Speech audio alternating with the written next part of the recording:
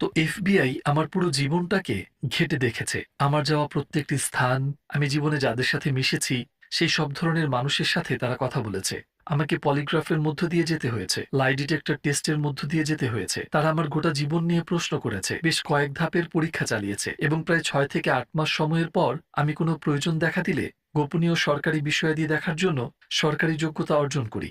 এবং এফবিআইতে আমার চাকরির সময়ে কিছু জিনিস ছিল যেগুলো অত্যন্ত গোপনীয় বলে চিহ্নিত ছিল, এবং সেখানে আমার সময়কালে আমি একটা বাক্য দেখেছিলাম যেটা টপ সিক্রেট বলে চিহ্নিত ছিল। এরপর কি এফবিআইতে চাকরি পেয়েছেন? আমি টপ সিক্রেট ক্লিয়ারেন্স পেয়েছিলাম। আমি তাদের সাথে দুটো ইন্টার্নশিপ করেছি এবং ইন্টেলিজেন্স অ্যানালিস্ট হিসেবে একটা কাজের অফার আমি পেয়েছি। তো সেই প্রতিষ্ঠানে আমার কাজের ধারা আমি দেখতে পাচ্ছিলাম। আমার লিঙ্গুইস্টদের সাথে যোগাযোগ ছিল। আমি লিঙ্গুইস্ট হিসেবে যোগ দিতে যাচ্ছিলাম। আমার বয়স 26 হলে স্পেশাল এজেন্ট পদে অ্যাপ্লাই করার আমার বয়স হবে, আর সেখান থেকে আমার ক্যারিয়ার সামনে এগিয়ে যাবে। তো এখন আপনি একজন মুসলিম হিসেবে এফবিআইতে কাজ করছেন।